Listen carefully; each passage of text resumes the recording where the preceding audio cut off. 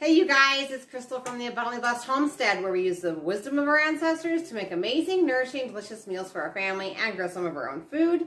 Today is a much awaited video on how to make GAPS approved bread. I invented this recipe, so I'm just going to walk you through it. It's really easy. But one thing to note is that grain-free recipes don't actually rise up and look amazing like regular bread. So I would recommend you guys get a small loaf pan to do this. That's because the skinnier the pan is and the deeper the pan is, the more of a piece of bread you'll get when you slice it for sliced bread. So I actually bought these on eBay from somebody who sells them. Amish people make them and they sell them online for people. This is about a 4-inch wide at the top by 7.5 long and a little over 3 inches deep. Almost 4 inches actually. And this is what I'm going to use tonight to make that loaf, because like I said, the deeper and the skinnier it is, the more of a slice you'll get when you go to slice it. So we're going to be using these tonight. Let's go ahead and get started. So I'm just going to be using like egg beater type whisks in my freestanding mixer. Ingredient is 12 eggs. Yes, 12. I know some of you guys had commented about the reason why these recipes take so many eggs is because I'm doubling and tripling them, but that's actually not true. If you've ever cooked with coconut flour, it uses a ton of eggs. So I'm going to go ahead and finish cracking the dozen eggs into here, and I'll bring you guys back. The next ingredient is 1 cup of coconut flour. Today I'm using Azure Standard's brand coconut flour. If you choose to use a different brand of coconut flour, you're probably going to have to adjust the kefir amount up or down inside this recipe. On to the next ingredient. The next ingredient is 1 cup of milk kefir. Now this amount may go up or down depending on your coconut flour brand. I'm just going to go ahead and stop at 3/4 of a cup, because even if you buy the same brand, sometimes it's a little bit different. And I'm going to show you guys the consistency that we're looking for. I'm going to go ahead and give this a good mix and then allow it to sit for 5 minutes, and then we're going to judge whether or not it needs more kefir. Okay, while it's sitting, we're going to go ahead and add our last ingredient here, which is going to be 1.5 teaspoons of baking soda. On the GAPS diet, you're not allowed to have baking powder, so we do baking soda. So basically what's going to be happening in here is the kefir is going to make the baking soda bubbly, which is going to give us somewhat of a rise on our loaf.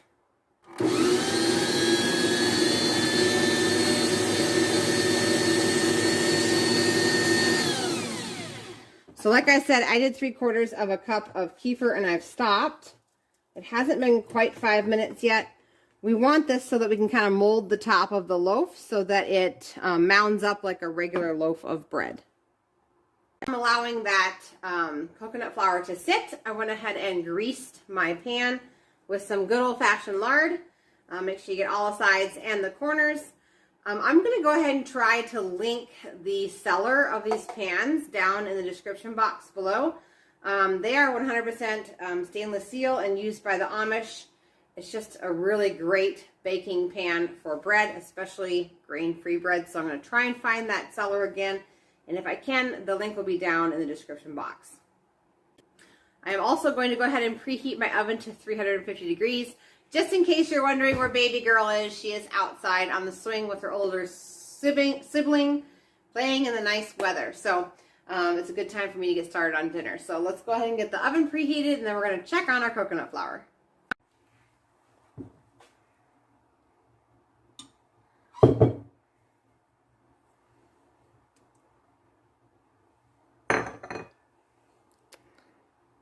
Okay, so we went ahead and added the 1/4 of a cup more. So this is 1 cup of kefir.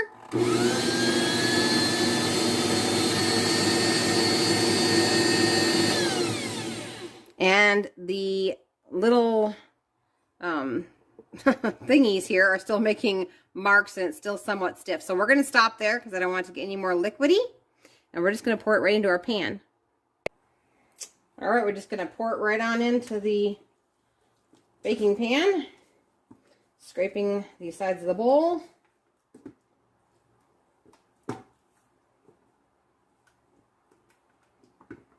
I don't remember how many slices we got out of this. I think close to 12 sandwich slices. So now, this is the key with the grain-free anything, which is if you smooth this flat, depending on your moisture content, it might just end up as flat bread. And you can see how your loaf would only be about 1.5 inches thick. So what I do is just take the scraper here and I just kind of try to mound up the center so that whatever rising this bread does, it ends up kind of more pretty than the typical, okay? And because we stopped with the moisture content where we did, it will hold its shape into the pan. And once again, if it's not holding its shape, like you guys can see that right there, you added too much kefir, okay? So this is going to go into the preheated oven at 350 degrees and bake for 45 minutes to 1 hour, depending on the size of your pan. And once again, I will try and put the link to the pan down below. So I woke up this morning to all of my footage for the end of this video being gone, which is so magical. So the loaf is already half eaten. It was a very, very beautiful loaf though. And it was very delicious. We're going to finish it this morning for breakfast. We're going to go ahead and slice this bread. And then I'm going to fry it inside a skillet with some butter or lard, which will make this loaf firm up the little pieces. And then you can rub peanut butter and jelly on it if you want, or butter and jelly, or use it for cold cut sandwiches. If you just eat it as is, the loaf is kind of spongy. So I would not recommend slicing it and using it on sandwiches unless you intend to fry it. Last night we had it on our dinner, which was the Sloppy Joe bowls. So it was Sloppy Joe mix, some steamed green beans, and then a slice of bread on top. It was absolutely delicious. So we're going to go ahead and finish this bread today. And it's delicious. I hope you guys try it. Other announcements that got deleted was that the fiber optic came into our farm last night, so we're just waiting for it to be hooked up. Then we'll have Wi-Fi, and we'll be able to start back up our live cooking classes. Also, in under 2 weeks, I am headed to the biological dentist to get an update on my mouth. So those videos will be coming out as well. Thank you so much for watching my videos, and I'll catch you guys in the next one.